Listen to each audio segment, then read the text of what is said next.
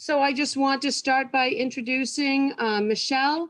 Michelle Landers is from ULI. She's going to start us off tonight.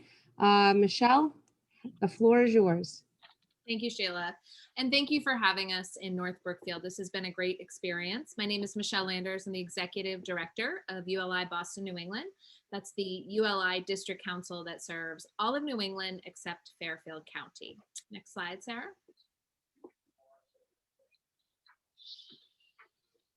So ULI, we are the Urban Land Institute. We are a global member-driven organization, and we have nearly 45,000 members around the world. The vast majority of those members are in North America. And our mission, our new mission, which was unveiled just a few months ago, is to shape the future of the built environment for transformative impact in communities worldwide. And again, at the local level, we serve all of New England except Fairfield County. We have over 1,300 members, and our members are in all aspects of land use and real estate development, from developers to architects, planners, public officials, people related to finance, real estate law. We have full-time students, we have retired members. It really runs the full spectrum, all product types, all disciplines, and all sectors within land use. Technical assistance panels are one of the core products that ULI offers. This is actually a local version of a 5-day National Advisory Services panel. This panel is sort of co-sponsored by North Brookfield and Mass Development.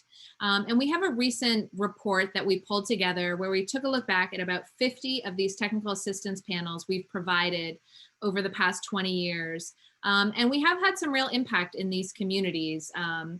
We have had about 82% change their behavior and approach to planning and economic development strategies. 67% saw increased municipal investments, and about 62% saw one key developable asset developed in relation to the recommendations that came out of the TAP. So our final deliverable is a written report. We have a writer who has been with us through this whole process, and he's here tonight. So he'll capture these recommendations.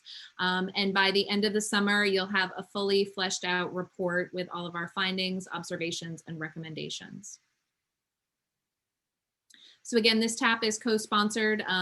You know, it's the town of North Brookfield, but it's really Sheila and the volunteers that have done a lot of work putting together briefing materials so our panelists can be up to speed on the issues, the past studies, all the work that's been done around this issue. And then Mass Development is a great partner with ULI in providing this technical assistance throughout the Commonwealth.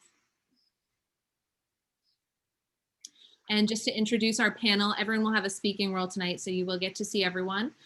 You can see we have our two co-chairs, Emily and Susan. We have panelists that specialize in development, financing, economic development, and design. And then you have the ULI staff here as well. Myself, Sarah Marsh, and Monica Bowman, who oversee the TAP process, have worked on all the logistics that got us here tonight. So the process, we started with a briefing meeting about a couple weeks ago where the panelists were introduced to the site, to the issues, and learned a little bit more about the community, the demographics, the zoning, kind of everything we would need to get up to speed. On June 4th, which was last Friday morning, we did a walk-in tour and we walked around the study area. We went into the townhouse. We saw the surrounding area around downtown and met with friends of the Townhouse Committee and the Downtown Development Committee. And then on Friday afternoon, we interviewed probably 20 to 25 stakeholders to understand what was happening, to hear different perspectives from community members. And all of that helped inform the recommendations that you'll see tonight. So I'm going to hand it off to, who's next? Advance to the next slide, please, Sarah. Our study area, is that Emily? It's Shyla. I think it'll be, did I come back on? Can everyone hear me? Thank you very much. Thank you, Michelle. And as Michelle said, it's a wonderful partnership. I'm Shyla Roofer Matthews from Mass Development. I'm the Vice President of Community Development here in the Central Region. So I've been working with North Brookfield really I was thinking back to the first touch I had, probably was back in 2007, 2008, to the community, working with Jim Foyle and another downtown development committee members at that time. So this is our study area downtown. And next slide, Sarah. And the question that North Brookfield posed to us, the three questions, was: first is revolving around planning. How can the townhouse current space configuration meet the programming of the Friends of the Townhouse plans to turn the building into an anchor institution and shape arts and cultural programming to attract people to Main Street? The second was about community design. How can the town establish more control over design of new construction and preservation of town character that is responsive to a shared downtown vision? That's very important. 3, town governance and capacity. How can the town work towards building capacity to advance economic development initiatives along Main Street? All right, next slide. And I believe I'm turning this over now to the chairs. I think Joseph is on next. Yeah, so at this section, we looked at the assets and opportunities that are existing in North Brookfield in the town. And among the opportunities that we were able to find was they have a Main Street. There's a townhouse structure and condition is strong. Actually, there was a study and a reconstruction of the townhouse roofing system, which is key. They also have there's also a public library, and also there's a completed due diligence. We noticed that various state agencies and federal agencies have been working with the city, for the town for quite some time. That has helped to be able to iron out a lot of due diligence activities within the townhouse and downtown revitalization. There's also the Congregational Church. There's also historical assets of community. The town of North Brookfield has a very good historical assets in the community, both in the arts industry and also in the recreation industry. There's a retail with the Hannaford supermarket, which is a great supermarket within the area.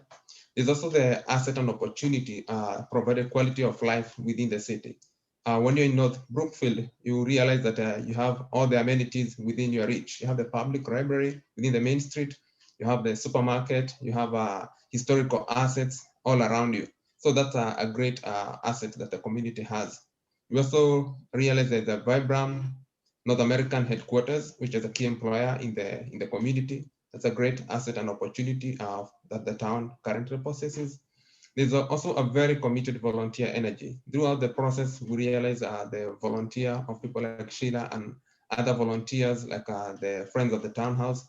It shows a great volunteer commitment energy from various members of the society there. There's a huge public investment to date.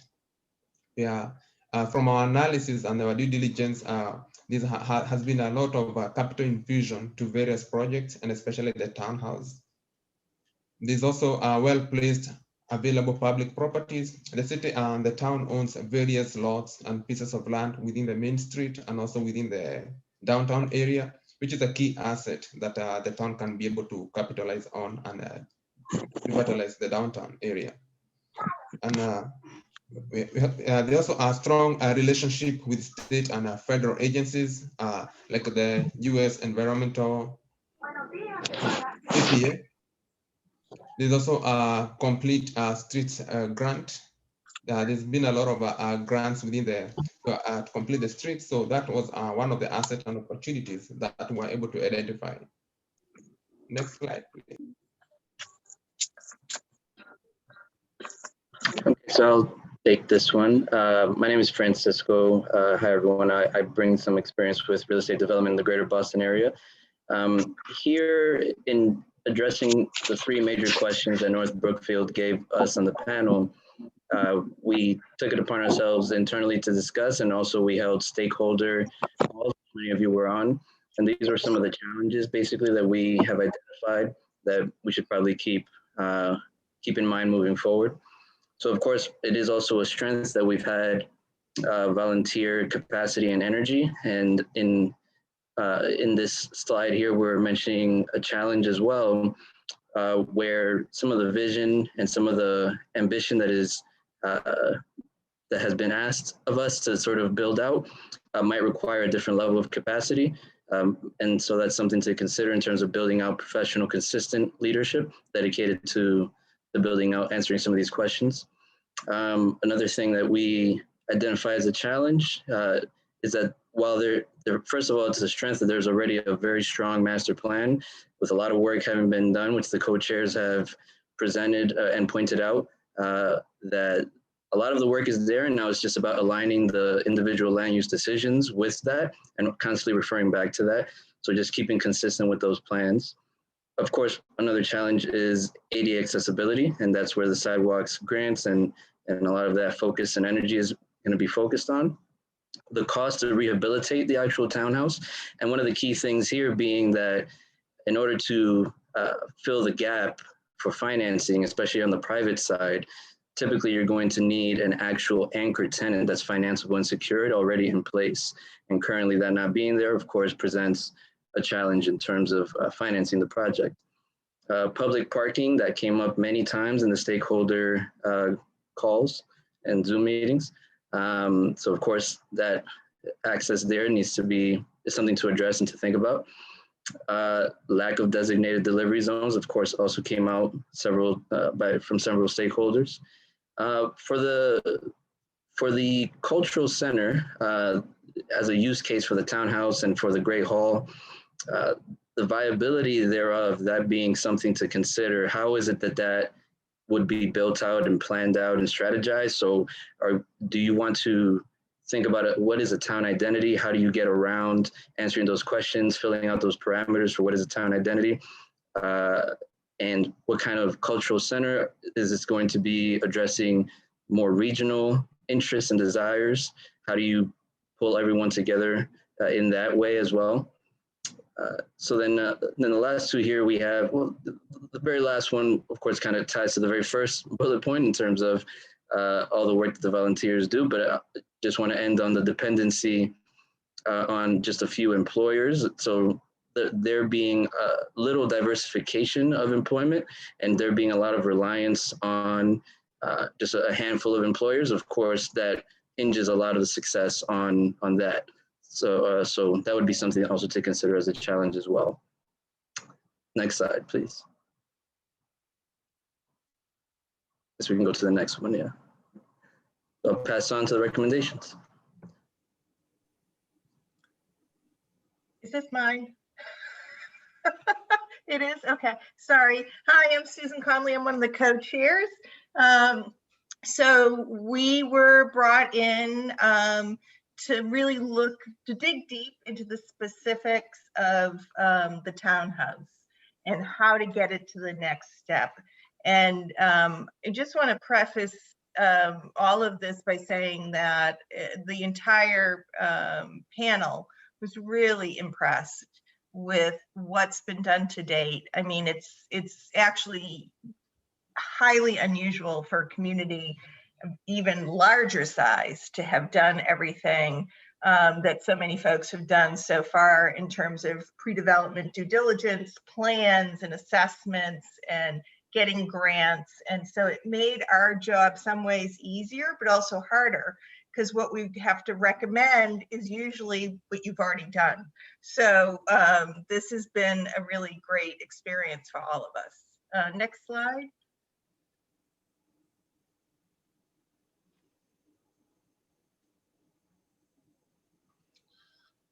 So I want to, my name is Jerry Sullivan, and I'm an architect with Spencer Sullivan and Vogt Architects, SSB Architects. We're a traditional design firm with a lot of preservation experience.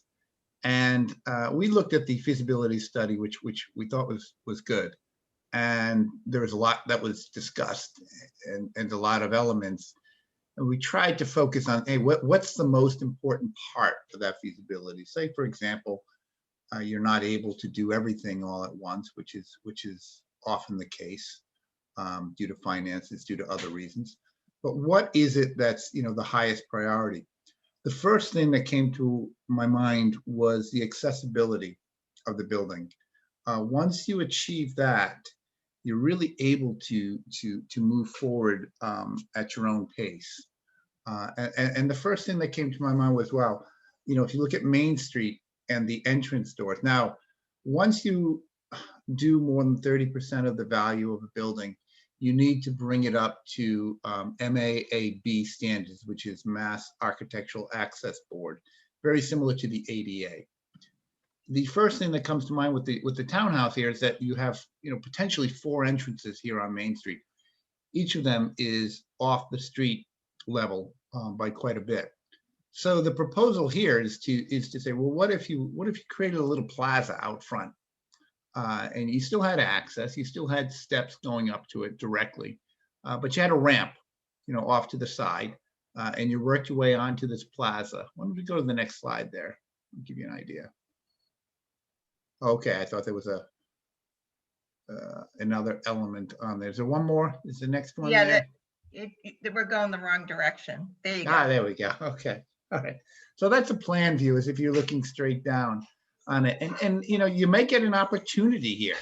You may get an opportunity to create some type of nice space here. What's shown here is, some umbrellas and some seating out front. And in this case, you would have this little plaza that would be set up from the sidewalk level. You'd be above the sidewalk level, about less than 30 inches, which is a critical dimension.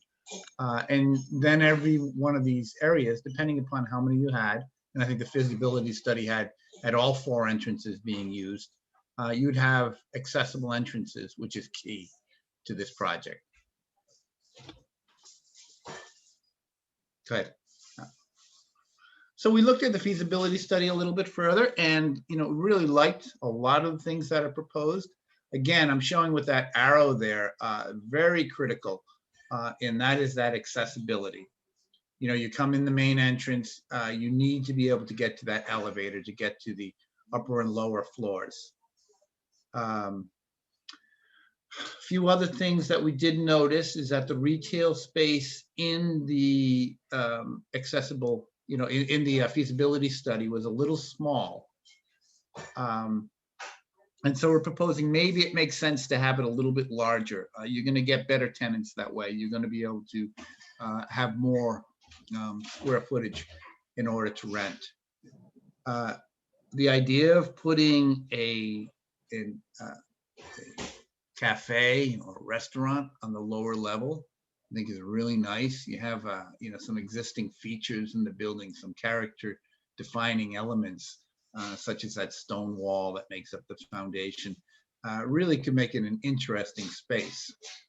The challenge is putting in a kitchen. When you go the commercial kitchen route, yes, you're adding grease interceptors, you're adding hoods, you're adding ductwork that has to go all the way up to the roof. So those are some major considerations. The benefits are great, as you probably are aware already, but the costs and the challenges are there in doing that. So that has to be considered very carefully. First, do you desire a commercial kitchen? And then secondly, at what phase do you want to do that? You just make preparations and eventually add it when needed, or do you do it all at once? Thanks. And when you get up to the upper floors, just a couple of items that I noticed. We're being focused on preservation and historic architecture. We really like the idea of trying to maintain the historical character of the space. Often the grant people, the people giving the money, like to see the interior very similar to as it was originally designed. So, potentially you could just add a portable stage that would give you all sorts of options. It could be configured in numerous ways, rather than bringing the stage out. That was one thing I noticed in the feasibility study. The other thing, getting back to the area of accessibility, we do need to make sure that the elevator goes directly onto the stage. That's a requirement. That's a small little detail there. Plumbing fixtures, by the Massachusetts Plumbing Code, the proposal is a little shy, but we've been able to get variances in the past. And sometimes you don't have to fully, have to have every required fixture, especially if the space is not going to be used all at the same time, which is likely. You're not going to have, an event in the Great Hall I mean, you can occasionally, but it's going to be a rare thing where everything on the lower level is in full swing. So those are some of the initial thoughts, that could make it a little bit more efficient. There's some options, but overall, I think it's a great attempt, the first feasibility study here. So I'm going to talk about the financial viability.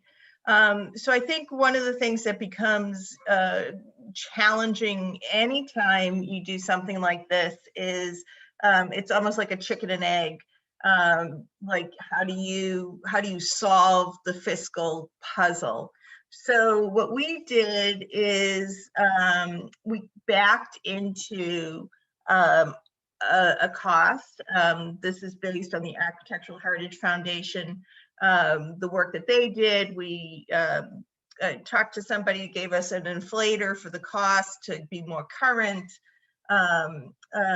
did an assumption on the potential historic tax credit equity, identified a gap. And the reason we identified a gap is so that you have a benchmark against which you're trying to solve. So you either have to carry debt for the townhouse to pay for the $3 million gap. And again, this is all estimates and all a moment in time, plus the building operating costs. And so if you were going to do that, you'd be looking for tenants that in total would be paying, probably when you add in building operating costs, kind of well over 15 or 18 grand a month. And that seems really not feasible initially. So then, but you kind of know what the nut is, what you're trying to solve for. And so then you would back out of that and you would say, okay, how do we identify other sources to pay for this historic rehab? Not because you'll ever get to zero debt, or maybe you will, but because you will want to get that debt down. So the monthly amount that you have to show a bank that you can pay is decreased. And what that also means is that you need an anchor tenant or tenants. And anchor tenants, inherent in that term for people who finance commercial or other types of spaces like this, is that the tenant is, you can finance against them. They have a balance sheet, that they have some value, that a bank knows that they will be good for their commitment on their lease. And so this is kind of, it's like a seesaw, it's a balance. And part of this is creating partnerships, right? So you want to increase the circle of people that you're not only talking to, but that you're including in the property, in the project. One key piece of this is identifying a debt or financing partner. We've identified a community facilities loan and grant program through the USDA. And if we can go to the next slide, please. And so this is kind of going to go back and forth a little bit. Again, it's like the seesaw. The other thing that can be done, and you've already done this, the community and the volunteers and the Friends of the Townhouse have done this. They're increasing the value of the townhouse by all the grants that they're getting to improve it, to strengthen it structurally, to replace the top of it after the hurricane. But the other thing that, that we think really is key to the success of this property is that it has a serving liquor license. It can be beer and wine only, but it's going to be a key piece to making the property viable in the long run. The other thing is we're going to ask you to think about the townhouse as a regional cultural center. There are so many amazing, you guys know this better than anybody on the panel, myself included, but there are so many amazing things happening in in the region in terms of innovation and businesses and this whole movement, right, to go back like farm to table. At the same time, I think the town, in a public-private partnership, the town itself and the volunteers for the different committees involved in the downtown business district and the townhouse really need to push and support that your partners come together and work together. On the public side, we aren't always great. And I say we because I was on the public side until about a year and a half ago. But the public side's not always great coming together and working as a team. And I strongly advise you to push Central Mass Regional Planning, who's on this, Shyla and Mass Development, the Architectural Foundation Heritage, Mass Cultural Center, USRDA, like all of these partners to work as a team to support your efforts. And that means like having team meetings to move this forward, to understand the next steps. The reason I had wine and beer only is because it's sometimes easier to get that license. And that's why when you go to a lot of performance spaces, it's only beer and wine and not liquor, but that's totally up to the community. And it's just because of usually an ease of getting that. Someone just put that in the chat. Next.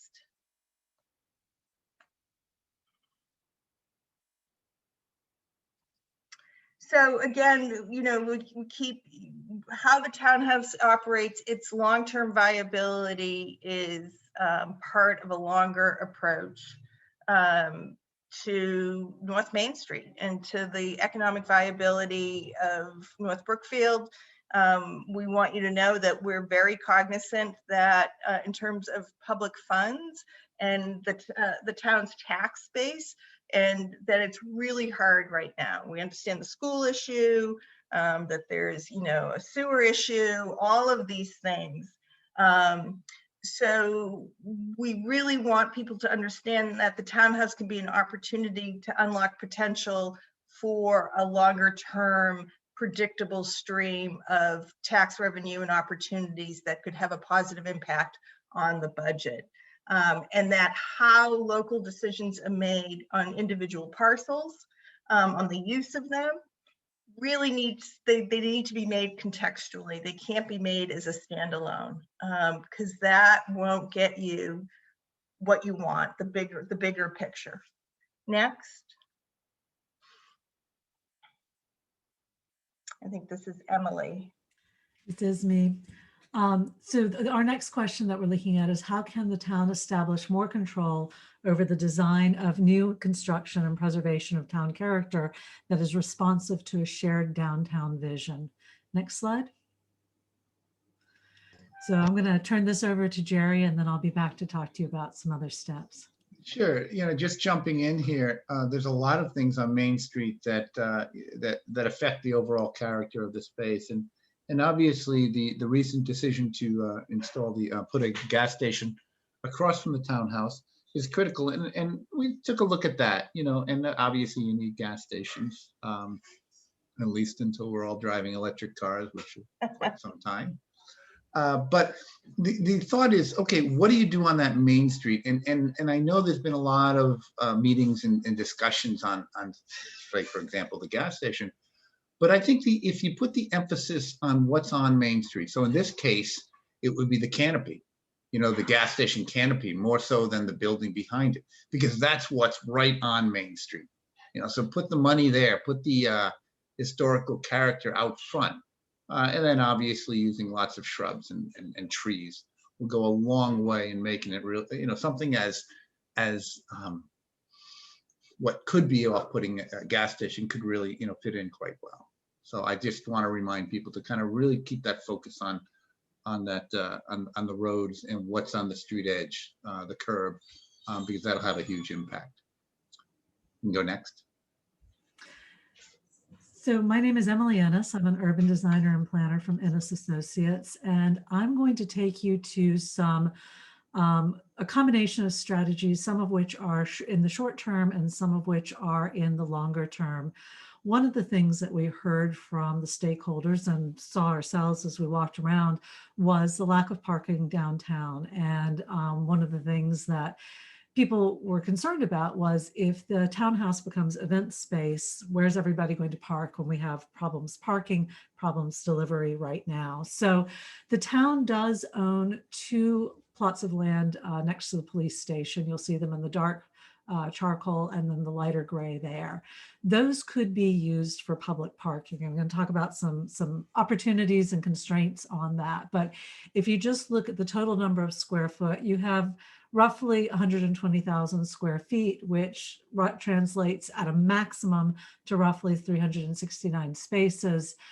The secondary parcel is 61,000 square feet, roughly 190 spaces. Even accounting for some of the design aspects I'll talk about in a later slide, that's a significant amount of parking to add to your downtown that can support not just events at the townhouse, not just events at some of the churches in the area, but ongoing economic development as the townhouse acts as a catalytic project. Now, we know people are always concerned about the fact that they can't park directly in front of where they're going. That is a common complaint in almost every town I've worked in. So you'll see these bright lines, and what we did was measured out how long it actually takes to get from one place to the other. So Hannaford, the townhouse, is roughly a 4-minute walk. The rail trail to the townhouse, roughly a 5-minute walk. From the parking to the townhouse, 5 or 6 minutes, depending on which way you're going. That's not a large amount of time for somebody who's going to an event, somebody who's planning on shopping at a couple of different places. We've got it called out in feet, and quite frequently towns these days are putting them in the number of steps, so we can all get our steps in before the end of the day. Now, what's important about that is this idea that you've got an asset that's there already that can support the townhouse and can support future economic growth. If you go to the next slide. It also ties into the streetscape improvements that you're thinking about. So the complete streets that you're working on right now are really mostly about North Main Street, a little bit up School Street, a little bit up Central Street. You would need to further connect them to the parking lot. There are some issues with the quality of the sidewalk that, of course, affects the accessibility that we've already talked about. There's some other things that we'd like you to think about as you're moving forward. We understand that what BSC Group has done for you is a conceptual diagram. So we've layered a couple of other concepts for you to consider as you're moving forward. One of them, those blue rectangles that you see there, if you have parking at another site, you can then dedicate on-street areas for both deliveries to the businesses, 8 to 12, but also in the evenings, you've got an automatic pickup and drop-off space. So for those restaurants, for example, Jim's Pizza, which is on that side of the street, people can pull in, pick up their takeout and pull out very easily because there would be this dedicated space for them. As we looked at the trees, and again, understanding that this is a conceptual diagram, I changed the colors of the trees so they're easy to spot. This one, not so much, but when we see the next slide, when we get to it, you'll see that some of the, not yet, when we get to it, you'll see that some, and a little bit on this side, you'll see that some of the trees are potentially blocking entrances into the retail. And blocking some other things, which we'll talk about. And then I mentioned extending the new sidewalks. Finally, we've got here the addressing in the pink rectangle, addressing the accessibility to ground floor entries. You saw Jerry's proposal for the townhouse. There's actually a couple of other places that would work as well. So now next slide, please. So here we see that again, some of these trees are potentially blocking the retail. You've got a potential drop off. You need to extend the streetscape. But two other important pieces, you see the accessibility called out in the pink for the townhouse, also for the building next to it on the other side of the street there. There's an accessibility entrance there that could also be a plaza. And then the trees that are proposed, one thing that I found quite striking as we walked down the hill was that incredible view of the townhouse. And while I am normally a proponent of putting as many trees in as possible, the trees that are shown in this conceptual diagram have the potential to block that historic view. And so that's something that you probably want to, as you move forward, have them, whether it's VSC group that you continue to work with, or you know, if you're working with somebody else, you should probably have them model that in 3D and just double check that the specific species that they are recommending do not interfere with the historic view of the townhouse that you're trying to preserve. Next slide, please. So then the thinking about the complete streets is kind of an immediate thing because you're in the middle of doing that now. Thinking about the parking, just changing that over to parking is a more midterm strategy, should come sooner rather than later, but you should be thinking about it, to Susan's point earlier about having the different parcels in town be thought of comprehensively as you think about redesigning your downtown and reinvigorating it. There's some opportunities with the parking lot, some of which are a little bit more long-term. And so I want to delve a little bit more deeply into this idea of using the parking lots, because there's been a significant amount of money already going into addressing environmental remediation. There's some environmental remediation that still needs to be done on the lot with the lighter gray on it. That's a lot of money for a parking lot. And so you have the opportunity to think about how to use those parking lots for seasonal or temporary uses beyond simply parking.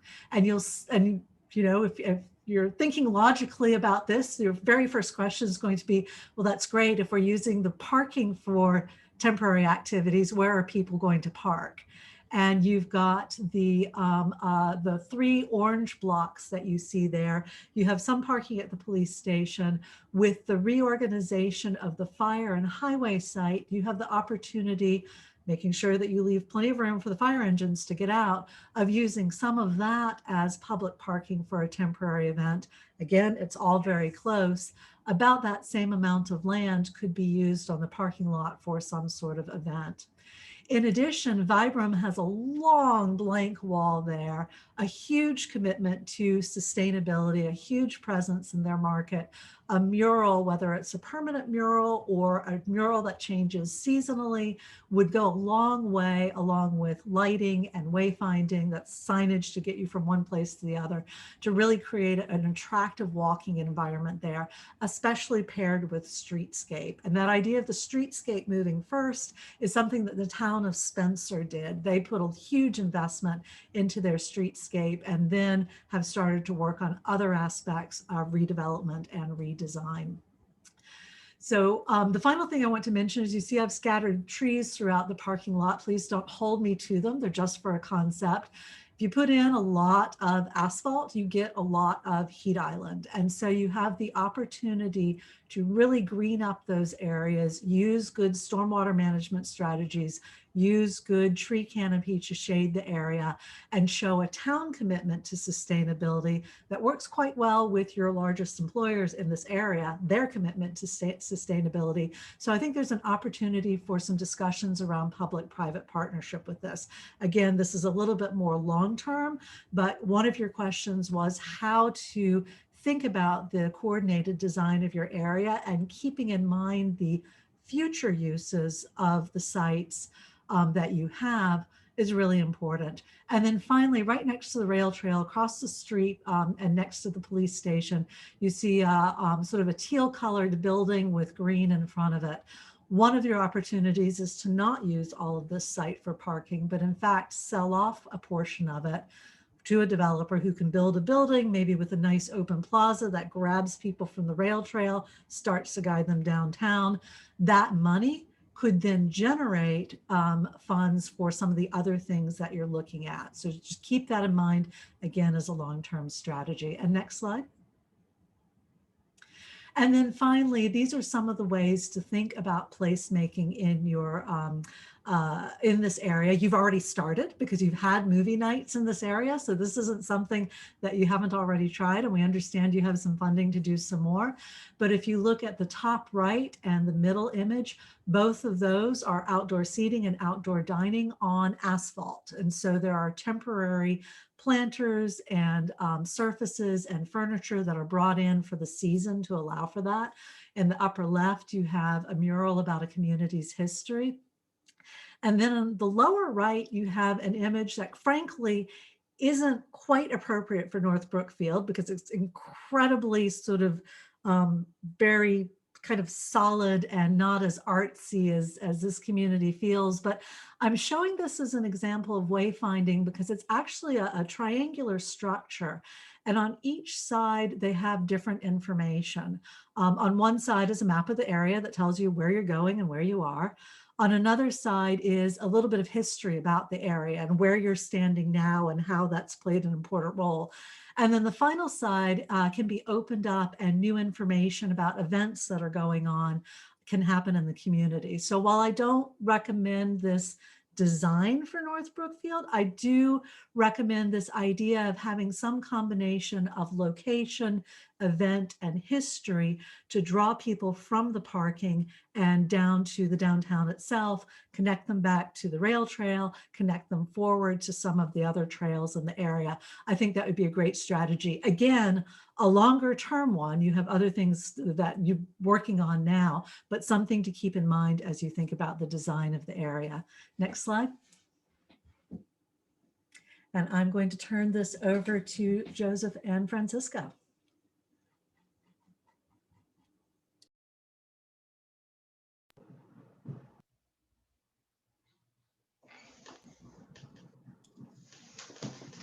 Joseph, you want to?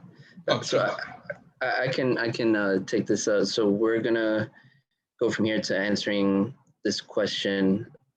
How can the town work towards building capacity to advance economic development initiatives? So we can go on to the next slide here.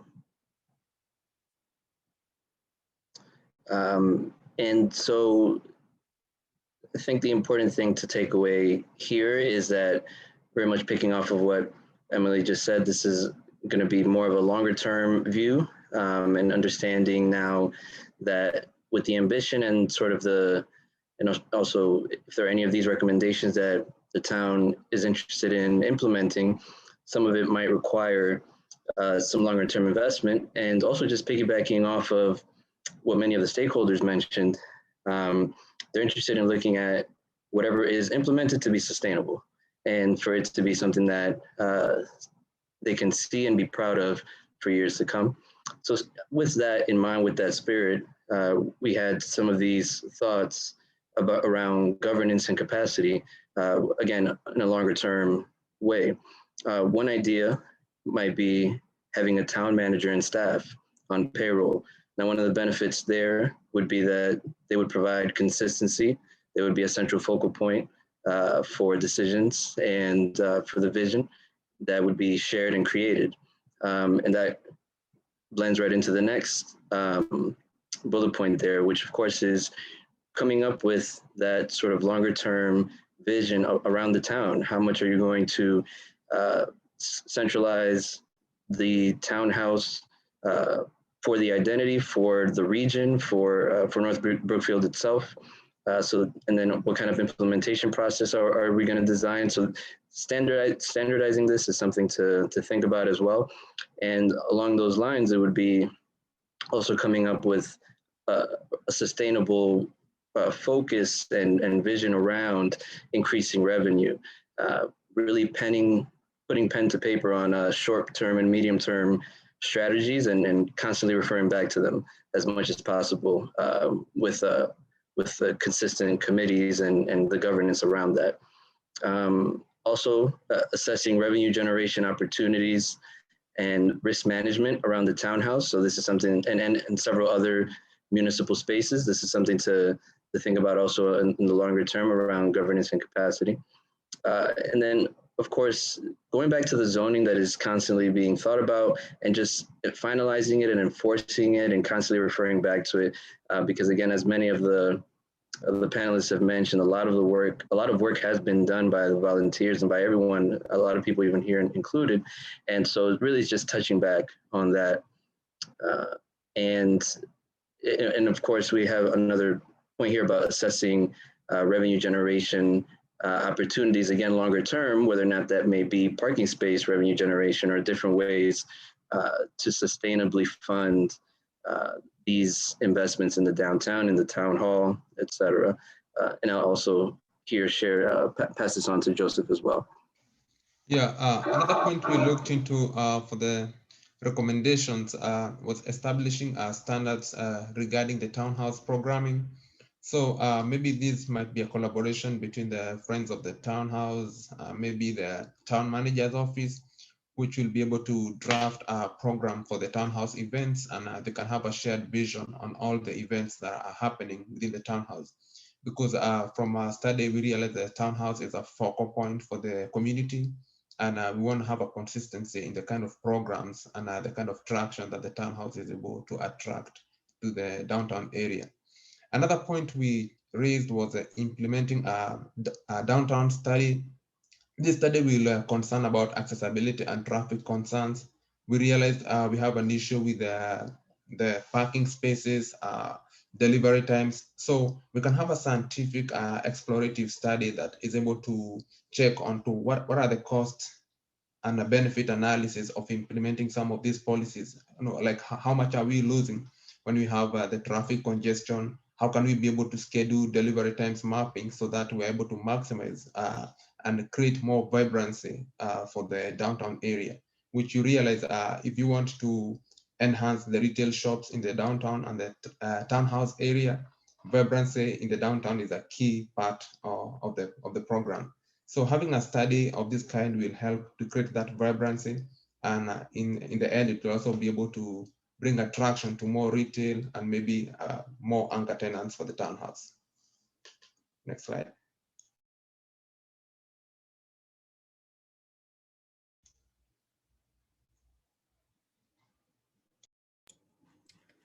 Shyla, I think you're up. Yeah, so next we wanted to give you, we really wanted to end the presentation with some action steps you can take. You can leave here tonight and say, these are the things we'd like to do. But at the same time, I know several of the presenters on the panel have mentioned, we absolutely are attuned to, this is a time of municipal fiscal fragility and constraints. So we understand a lot of what we're about to say to you are things that really have to think about. This is worth doing because of the revenue that it's going to generate and the community sense of community it's going to generate for the town. So our action steps are to prioritize complete streets design to the townhouse area. We really want to draw attention to bringing that design to furthering your goals on this side of the street. We want you to create a business plan for the townhouse, investigate and vet tenants, interview and secure a commercial real estate brokerage to help the townhouse vacancy buildup. And then third, we'd like to support of the select board to hire a qualified professional town manager. We have read through, we've done our work to read through all the past work that's been done to study and help with the town. And this has been recommended. We've read it since 2007. It really has been, but we understand where the fiscal realities are in town, but it really will, I think we've all hit on this point. And then create the municipal parking lots and wayfinding, School Street, Grove Street lots, and DPW parcels, which Susan and Emily have highlighted along with Jerry. So please go to the next slide. So really implementation is key here. The alignment and implementation of all the study work and strategic planning work that's been done. Really creating the connections, nurture, support, identify business, anchor institutions, outdoor enthusiasts, and arts and culture members of the community. Develop an ability to identify and demonstrate strong connection to collaborative users within your community. Ideas have come up for the townhouse that involve the collaborative workspaces. It's really important to identify that community and nurture it, and nurture your arts and culture, really to bring that, who is going to use this space, rather than the reliance on just one user. And then the last point we wanted to make was regionalization. regional identity and cooperation is really essential for growth of both your visitation to the town, businesses, and municipal finances.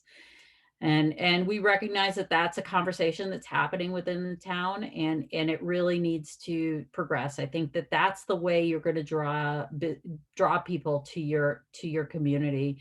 I threw up a little Google map just showing sort of the vineyard, the breweries, vineyards. You really have to create that regional identity that North Brookfield is where people want to go. So next slide. These are resources that we've identified we're really so pleased, as everyone said, this town is amazing in what they've been able to accomplish thus far in pursuing all the resources that are available. I know that we really have to thank Eva and Trish and understand the work they did to get to the one stop on Friday night and finish that grant applications. So the town has applied for many of these, Division of Local Services, training guidance, best practices. The town's identified the Brownfields Redevelopment Fund in the past, but I think in the future we can look at, we weren't able to truly identify whether a hazardous materials assessment survey has been done on the townhouse. Further remediation of School Street needs to be done. So I think these all are pushes that the town can continue to do. Mass Downtown Initiative is really key to looking at, continue to look at the work and best practices downtown, and our collaborative workspace program at Mass Development. And again, identifying those users. But I think the one that Susan was able to identify earlier, and I think I really want everybody to kind of look at, is that USDA Rural Development Community Facilities Direct Loan and Grant Program. That might have some serious potential that hasn't been tapped in the past. So really looking my bullets are a little out of line here because I really want you to also end on looking at your partnerships and anchor institutions, looking at your chambers of commerce within the region. They do want to reach out, and really looking at saying we need that strength of partnership to make this happen. So next slide. I'm sorry, our next slide is actually our Q&A. So we are willing to take questions.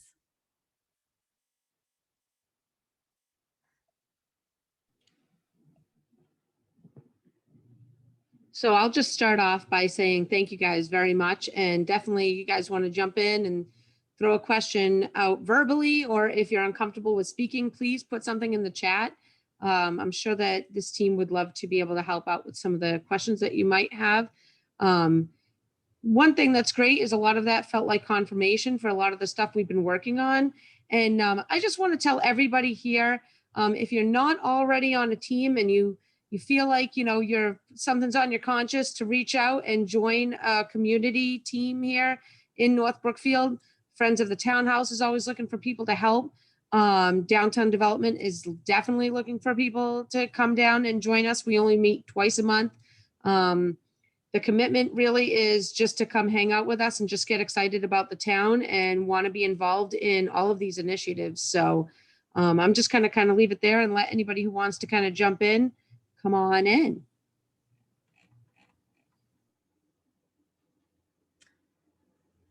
Sheila, there's two comments from Brandon. One that's there now saying, I know it is small, but the Historical Museum is the only museum in town. I'm a little disappointed in the lack of interest.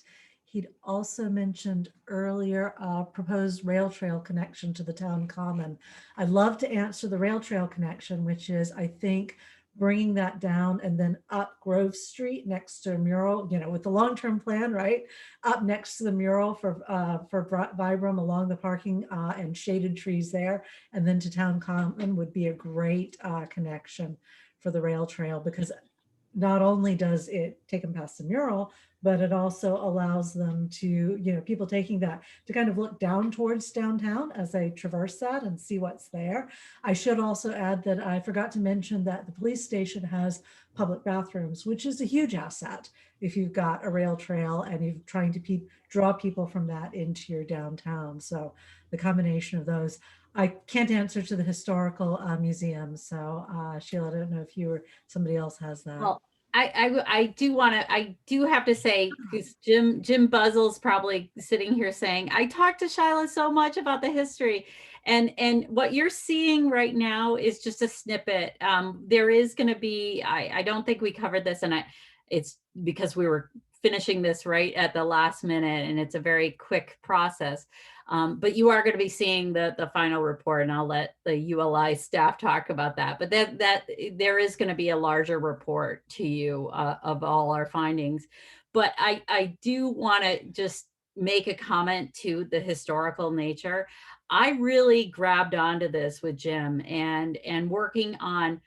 I work with towns and say, who are you identified as in your history? What is it that brings everything together within the town? And one of the exciting features of North Brookfield is the cobbler and the shoemaking, and really that identification. And I think it's something that you can go deeper on. And I do want to commend the town for having a historical commission, and also with the historical museum. So these are all things that need to be brought out. And I just want to say, as a panelist, we recognized it and saw it, and we're trying to answer the questions that were asked, and can't cover everything right now.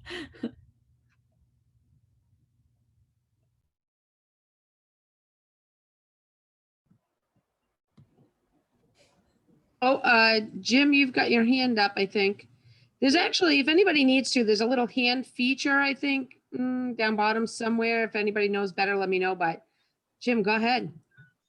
Yep. So thanks for that, Shyla. Brandon, everybody should be interested in history. I don't know why they're not. We gotta figure out a way to get them in that museum. But I wanted to ask about the building that was proposed, or the space next to the police station that was proposed to sell to a business to create revenue.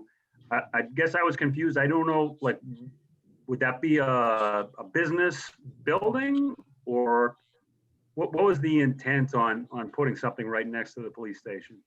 We actually thought of it as an ice cream shop to grab the people from the rail trail.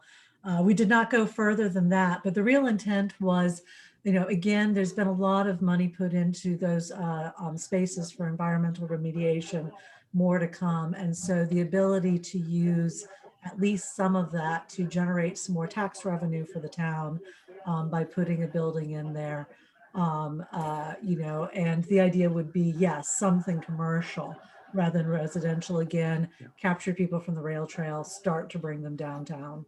That was the link. Thank you. I like it. That parcel is an asset to the community, to really look at how can they utilize it. And I know a lot of times it's the proximate nature of the next project that the town needs to be done, that they're utilizing that land for. Instead, thinking it through as an economic development driver for the town.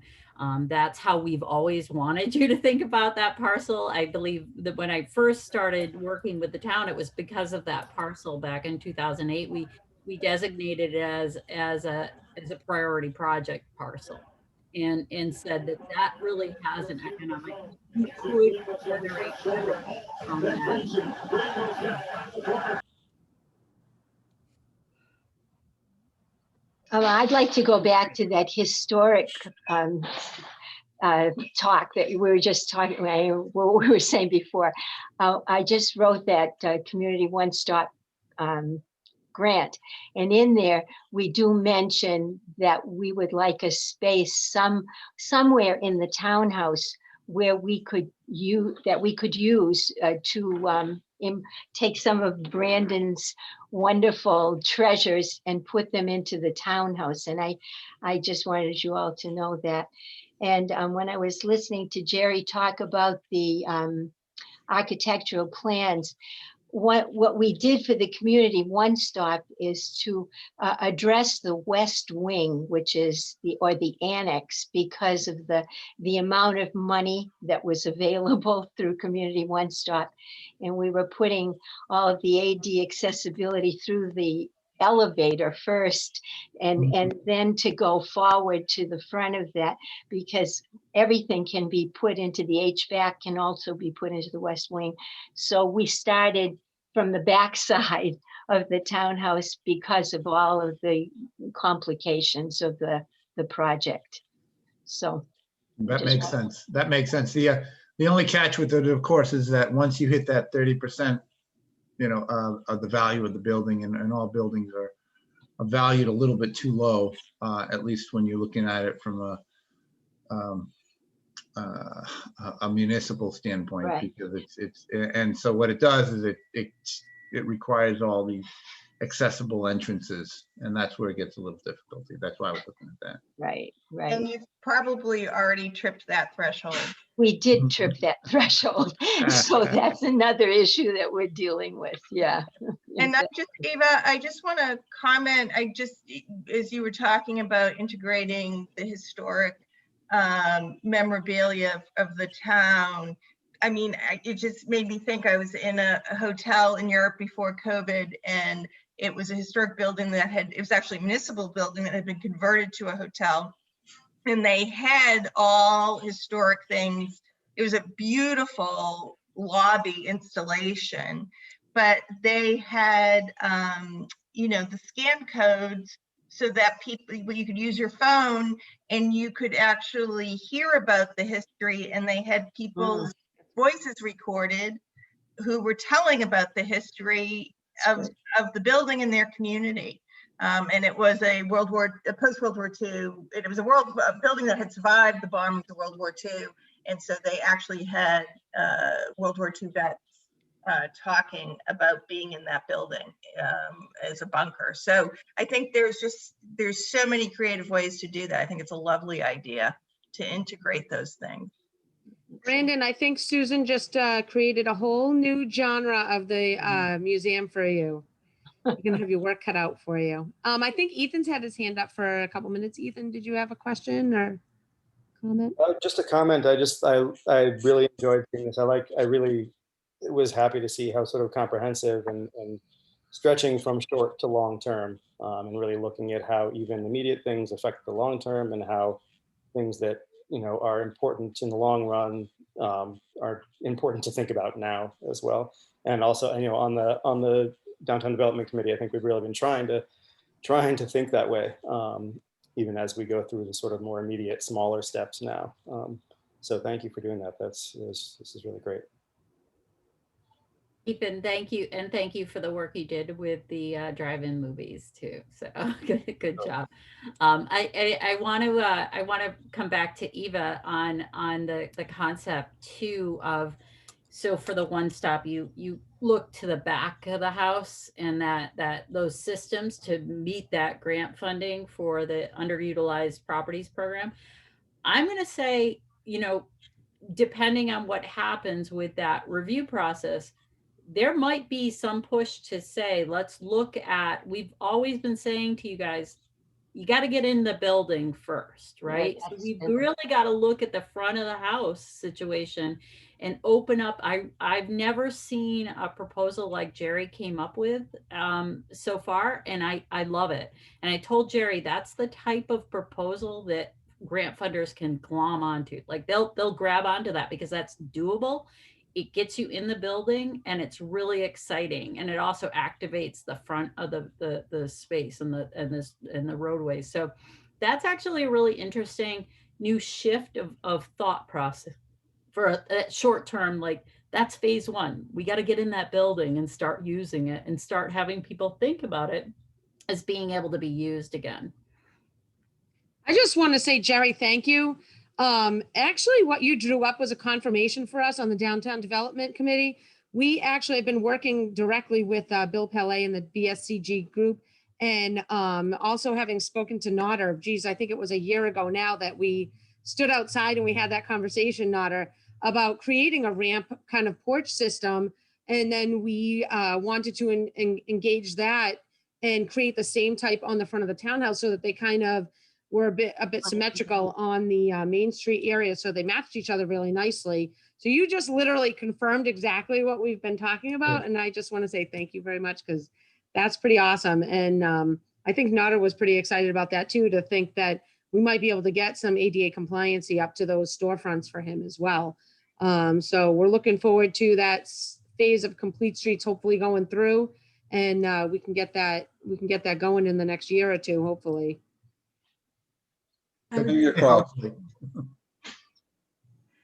think one of the keys to Jerry's design, though, is making sure that that front porch is wide enough for the activities that he suggested, because you know, from our eyes as he was drawing that, it really needed the activation of the space. It needed more activity than just being the entrance, and I think that's the key to the liveliness of the downtown.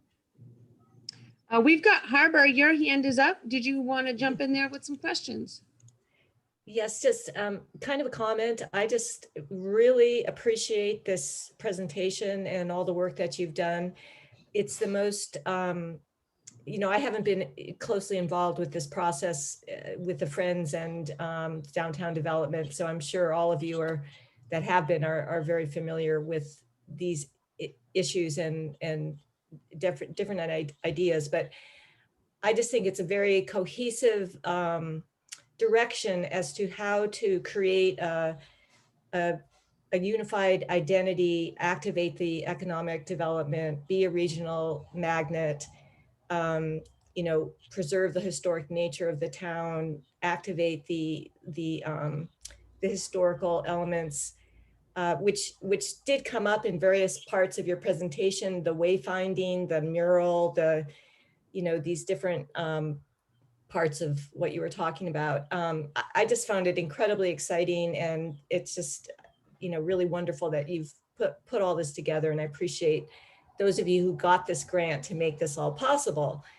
And I think what my question is there were a lot of challenges that you presented, and I'm wondering what you think could be the most challenge. I know there's economic challenges, and then there's also governance challenges. It seems like those were the two big ones. And I was just wondering if you have, this is kind of a big question, I'm not exactly sure how to ask it, but how you gave us action steps, but I feel like there's sort of a meta level of how do we make sure that we can really follow through on all of this in terms of like, I'm surprised that there's nobody from the Board of Selectmen here today. And I'm not sure if they're just planning to read the, you know, the full report when you give it, or, but I would just love for all of them to be here and get as excited about this as we are. Having a town manager sounds like it's going to be a really big piece of this. I don't know what the obstacles are to that. So I'm sorry, this is a rambly question, but if you could maybe boil it down to like a couple of things that you feel like we really have to do in order to really, you know, move forward in putting this vision into play. I do want to jump in real quick before you guys answer, just say, I am really happy to see a lot of the master plan people here and Bill King from the planning board here. I think that at least helps, and they can help to give report over to the Board of Selectmen too, because I'm sure that they've got something going on tonight. And I'm sure, Sheila, that they'll want to replay this entire thing at their next public meeting, because, you know, it's just for fun. Yeah. But Harbor, I'll take a first stab, and then my fellow committee members can jump in. I think we are, you know, we're all somehow involved or have been involved in kind of municipal processes and budget issues. So we understand the complexity of these deals. And it's really easy for people to just kind of float in and say, you should hire a town manager. And meanwhile, as a community, you're struggling with the school cost issue, you're struggling with an upcoming sewer challenge. You know, you have all of these things. You're a very small community with, you know, a limited tax base. So in a perfect world, I would say if you could get a town manager, an experienced good town manager, right? Because if one body doesn't cut it, that's the person who can own and drive things like the USDA grant, like the relationships that with other entities in the region to create a more regional approach, a public-private opportunities with employers and the town to be more kind of in sync about being a community member as well as an employer. And you need a person who can do that, who's not subject to short-term political cycles, election cycles. And so if you could do that, I think it'd be part of unlocking the opportunities. But again, we recognize it's really hard. I don't know if, I know Ian's on from Central Mass Regional Planning. I know this is an issue they deal with a lot of your neighbors as well. You know, unfortunately, the state doesn't have a program to fund that position. But, you know, that would be, if I had to pick one thing, that would be it.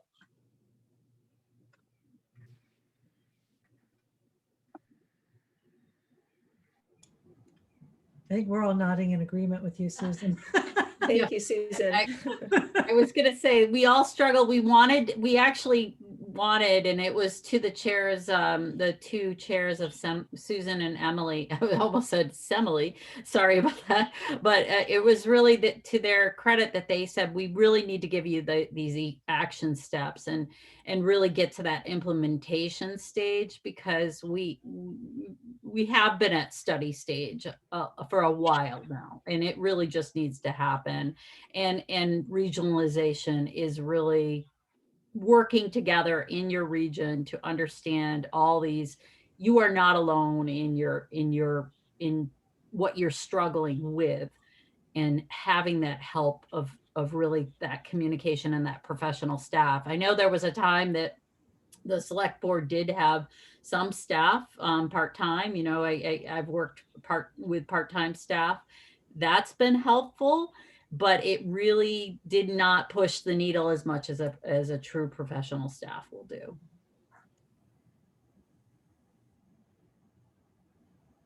Could I ask one question? Do you see sort of short-term or more immediate actions like space activations or arts events or a mural or something like that as being worthwhile at an early stage like this, or should it be sort of a part of a larger thing that happens down the road? I think you can do some quick placemaking strategies. The little park that's on the edge of school in North Main, doing that, especially in COVID, was fabulous. Talking to Vibram about getting a mural up and participating with that. Having some small events. You know, one of the things, a couple of us talked about the need to get tenants to build regional connections. Having some small events to test proof of concept. We were super intrigued by your May festival, the May parade, but can I tell you that at least some of them, myself included, heard that as made and was thinking of a maker's fair, and that it was all products coming in from the region that had been made in the region and were being celebrated. So I think you could do a May made kind of thing and build on that. But I think that's the sort of thing that tests proof of concept for some of the larger cultural things that you're doing. The other thing that's an advantage about that is you have been doing a ton of planning, which is amazing. You know, I was so impressed that what we saw was put together by so many volunteers.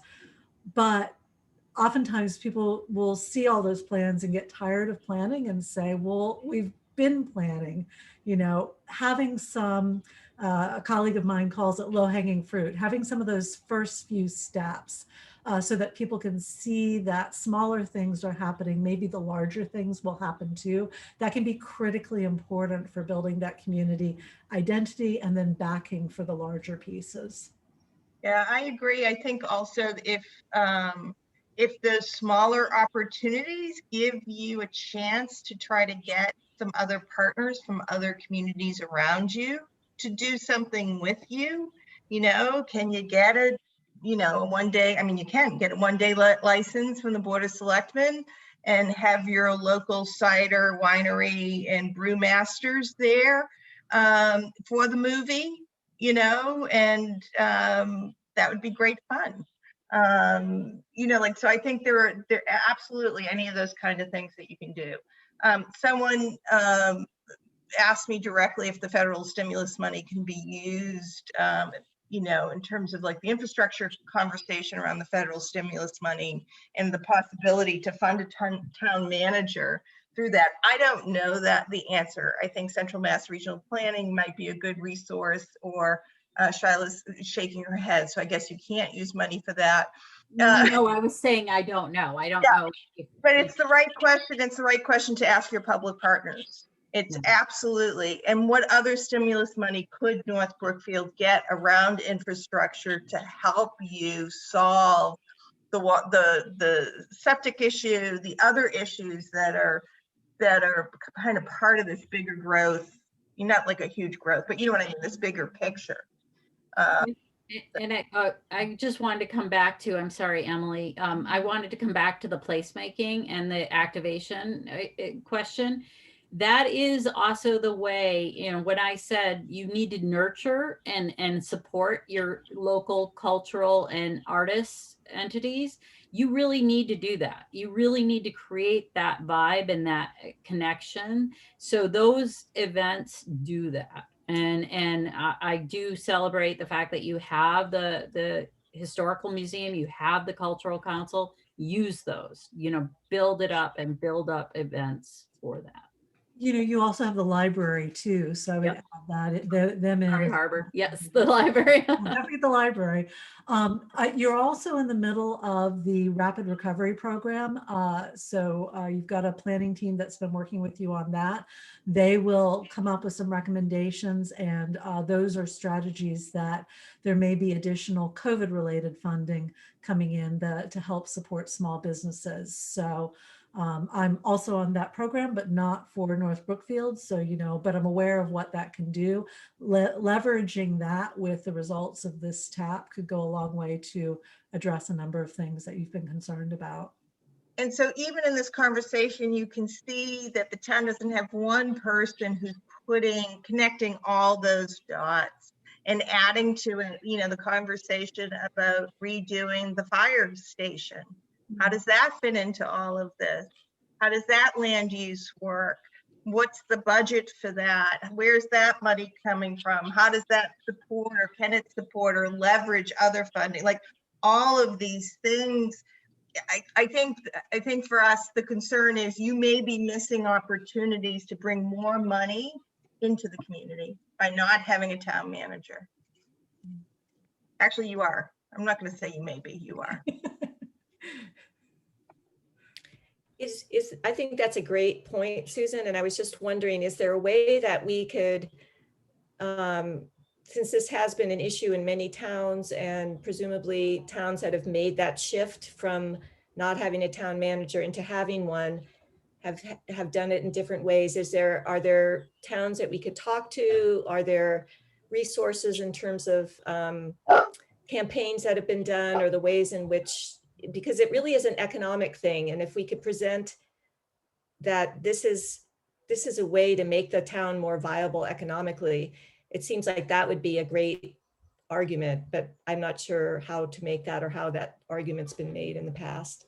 We'll include resources. I just wrote myself a note, and I think a number of us are already thinking of like the who, what's, and where's, and we will include that in the final written report.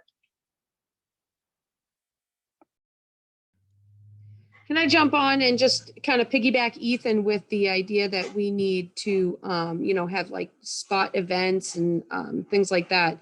One of the things that Ethan and I did talk about the other day, after having just been on the walk with everybody, was that North Brookfield is the one Brookfield that's not on the main highway. The other three Brookfields are all on Route 9. So for anybody to come to North Brookfield, if they don't already live here, it needs to become a destination for them. So the reason for them to come here needs to be an experience more than just an event. Like, so we were talking about that and how, we want to be able to, have everybody that lives here obviously love living here, but also be able to create these experiences for people that when they come from another Brookfield or from the north, or even if someone's coming down from Maine and they're staying here with their family, that they're coming to North Brookfield, they're going to remember that they stayed here, because it's not going to be just another town you drive by in New England. We're creating an experience for people who live here and drive by here. So I feel like the reason for North Brookfield is bigger. We're not just one of the Brookfields. We're like the Brookfield that people need to come to, because you're coming here for a reason. So yeah, and Sheila, don't forget that actually will then sustain your businesses. Sheila was very good to point out to us that you got a new business during the pandemic. You got several new businesses, four new businesses during the pandemic. And that will sustain if you bring those people. They want to go to the juice bar, they want to go to these places. So this is really important to do and create that traffic and that buzz. And I do think, though, it gets back to some of the things that Emily just touched on lightly, was about signage and wayfinding, so that when somebody takes a risk on a little side street in that lower kind of dip down, that the town is supporting them by creating creative and fun signage on North Main Street, or, so that people know it's there. Not just the people who live in North Brookfield, but the people who are visiting, like all of us. We've got Pete Dupel. He's got his hand up. Pete, did you want to jump in? Hi, good evening, everyone. This has been great. It's been very informative, so thank you for that. Susan, Emily, Jerry, Shyla, you've done a lot of these, I'm guessing. You help a lot of towns sort of come up with these projects. If we were to sort of take your recommendations, and starting with the town manager, because when I think about a town manager, I would try to hire a town manager personally that's going to generate an ROI. The town manager can sort of get grants and get money, and that she or he outperforms in a way that pays more than their salary. That almost feels like a no-brainer. So will somebody do that and commit to that on a compensation package? No idea. But if we were to find somebody like that and get that success, that feels like it's a big piece of what it's going to take to make this happen. On the assumption that happened, and on the assumption that we were to implement these changes systematically, just like you were proposed, and I'm going to try to pin you down, the last 10 of these that you've done, who would you bet on? Where would we be? Would be number 2, number 5, number 8? Is this a diamond in the rough, or is this something that you're in the top? For me, you're in the top 2. Excellent. Okay. Because excellent. When I was leaving town the other day, I stopped at Annie's Vintage on the way out in East Brookfield. And so she has a wisdom bowl. So I pulled out my wisdom note, and it said skill plus love equals miracles. You guys have the love. I mean, you have the passion, you have the love. I mean, again, I think like everybody has been a little incredulous at what you have accomplished without paid staff. I've never, ever seen in a community this size that kind of accomplishment. And before, and this isn't even in my ULI work, this is when I was doing technical assistance for Mass Housing Partnership and had visited over 250 of the 351 communities. Like, this is, you guys have it. You need to, like, you know, and leverage it to kind of to push a better structure municipally to sustain, to implement and to sustain kind of economic viability for your community. Yeah, yeah, and this is the pitch, right? This is the pitch to the board and everybody else to get folks to sign up and believe. And in my mind, the proof's in the pudding, and the numbers have to support it. You know, when I think about an anchor tenant, I think about the town of North Brookfield for starters, right? In terms of space that we lease today. When I think about getting numbers that will support that gap between, I think it was like 12,300, and when I looked at the town rents, it's like 3,800 a month. That's a decent gap. But if there's an ROI, and ultimately we can incrementally get space, functional space, valuable space. And I love the idea of preserving history and having that as an attraction, or having the arts as sort of supplemental features. Sorry. All right. Sorry, squirrel. That's her treat for the day. But commercial real estate is where you're going to get your steady flow of cash, or your dependable flow of cash. So this has been helpful to me, because I like to sort of understand the numbers, the opportunity, and come up with a story that works. And it sounds like you're all saying we're top quartile in terms of an opportunity. We're in the top 25%, which makes it feel real to me. So thank you. Mhm. And we have Jim Metcalf. He wanted to jump on too. He said he had a question. Jim, do you need me to unmute you? You good? I can hear you. I'm on. Okay. I just wanted to really compliment the group. This is a really, really great package that you put together, and it's doable. That's the neat thing about it. Now, the thing that we have to do in town is we have to not operate as just a little committee doing it for the town. We have to operate as a town. And in the past, always going back to, I don't know, 20, 30 years ago, when you get town managers, it always had gotten tossed into a political process. And it can't be that now. Right now, it's an economic development process. The town manager actually will save the town money, if not make the town money. So I compliment you, and I'm looking forward to being involved and picking up the next level of implementation, because there's a lot of people in town that don't even know what's going on, but once they find out, they're going to get very excited. Thank you, Jim. I would definitely agree with that. I'm really looking, prayers are in there that our complete streets application is going to get accepted, and we can start getting some really nice sidewalks up in that downtown area. And I think just seeing that is going to make people really realize that there's like physical stuff happening. I know I've been on this committee now for 3 years. We created it through the Friends of the Townhouse. And for me, I want to stick a shovel in the ground like 3 months in. So this has been, a long time coming for me to see this, because I could stick a shovel in the ground, but I'm not going to get much done. So I need a backhoe and stuff, and that costs a little bit of money. So, prayers that our complete streets goes through, and we start seeing that, and we can really have the town people see that as well. And then that's really going to get people excited, because they're going to see that change. They've seen the park change. They've seen the townhouse, the front facade got some paint on it, to just start seeing it walkable and looking like we're going to start having a good time up there. I think that's going to be big, and that's going to set into motion a lot of what we're talking about tonight. So. And to say just what Susan said also, and really tell you guys, I've never worked with a town that has more passionate and great people. Jim, people should understand your skill and experience to set these plans into motion. And just Sheila and Eva and everyone I worked with in the past, I have never ever met a town that had people so amazingly passionate to move everything forward. So congratulations to all of you. Well, we have to thank you.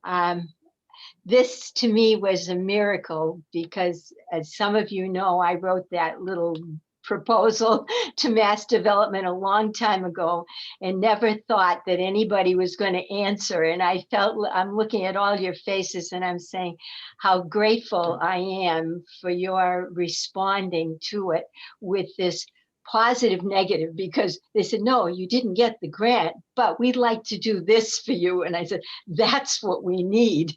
And I've been just so elated by your devotion to this job that you have, and your know-how and the knowledge that you're bringing us. We don't get that every day. And that's where you're a town manager or your town planner. That I know there's a difference though, Sue, you mentioned that the difference difference between a town manager and a town planner. And I'd like, before we get off here, for you to make that distinction, because I know that with the selectmen, when you speak about a town planner, that seems to be more of interest to them than a town manager. But if you do that, that would be great. So I can be quick. I just also want to recognize, Eva, that I think that everyone probably knows this, but I think it's probably really hard for people to say no to you when you ask for something. So you are like the town's secret weapon. I totally think they should be recognizing that and utilizing you more in stealth. So there are different structures for towns, and actually, you know what, we will, I think, Emily, we can include some info on this, right? So a planner really is, it's who Emily is. It's, you know, they're doing land use and zoning. Where do you put certain types of building uses, all of that. And then a town manager is actually running the town. So they're very different. I think a town planner is going to usually answer, if there's not a town manager, they're going to answer to the Board of Selectmen. The Board of Selectmen are going to hire a town manager, and much like a superintendent, they're going to have a contract, and that contract should be long enough to give that town manager a little safety and space from political winds. Right? Because if your Board of Select, if you only have 3 members of the Board of Selectmen, they're turning over every 3 years, you know, they're gonna have a lot of control over the hiring. If this stuff takes time, you know that. This takes, you know, this is not a 2-year plan. This is a 3, 5, 7, 10, 15-year plan, right? And so again, you want a quality person, you know, somebody who understands the opportunity, but also the challenges of working in a rural community. Emily, what else would you add to that? So I would add that your first step would be the town manager. I'm saying this as a planner. Yeah. Your second step would be the town planner. And the reason for that is, you know, Susan said, the town manager is really looking at everything. They're the person who's overseeing kind of the holistic movement of the town. The town planner is focused on land use. Many also focus on economic development, but it's a different level. They also help, you know, one of the things that we heard from stakeholders and on our walk was, you know, how are development or design rules implemented in downtowns. And so a town planner would be able to help with that. So for example, just to take Spencer again, you know, they did the streetscape. The second thing that the town planner did after the town put the money into the streetscape work is they partnered with the Mass Downtown Initiative. And I was lucky enough to be assigned to Spencer, and we worked on design guidelines. And so that's the sort of thing that a planner can help move through a community, and looking at the different aspects of land use, of economic development, depending on where in the community you are. Thank you. Well, I know people are probably going to start dropping off because we've gone at least 90 minutes here tonight. And I know when I run my meetings, I like them not to be longer, much longer than that, so that people can go do other things in the evening. But I do want to thank everybody for being here.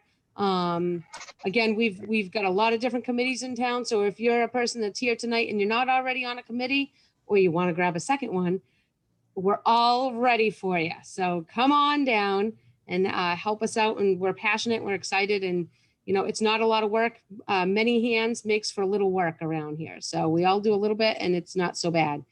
Thank you guys very much. I don't know if you have a little ending to this presentation, or if that's good enough for you. We would have bought t-shirts, Sheila, if you were selling them. So just a little fundraiser, you know. Okay. I have to give a little more love to We have Jim. a couple of shirts. Yeah. I mentioned everybody, but I appreciate Jim also for the work he's done. Jim Buzzell on the committee too, and Ethan on the committee. So we recognize everybody in the work you've done. And Jim, you and I are going to geek out on history some more on this. Susan, did you know you raised your hand? Oh, no, I was clapping. Oh. Clap for Jim. Oh, that's funny. The next steps from our piece is, first of all, thank you all for the opportunity to come in and work with you. We really appreciated it. Our next step is the report will be out 6 to 8 weeks or so. So Mike Hogan will be working on pulling everything together. The panelists will all go back and forth, make sure everything we heard tonight and on Friday is captured, and then we'll be issuing that. So just look forward. Michelle, Monica, did I miss anything? I think you got it. So the slides will be available. I think Sarah's already shared them with Sheila. We'll post those on our website within the week. And then, yeah, by the end of the summer, you'll have the fully fleshed out written report, which we'll share with you. And again, we'll also be posted on our website in perpetuity. I'm also going to do my best to get this up on the North Brookfield website. I have no idea how to do that, but I'm going to figure that out. And when I do, I will email you all the same way I emailed you to let you know about the meeting for this evening. So at least you'll know where to find it. It's been a joy to work with this community, and we look forward to seeing the great progress that will come forward. Thank you, everybody. Thank you, Sheila. Thank you. Thanks. Thank you.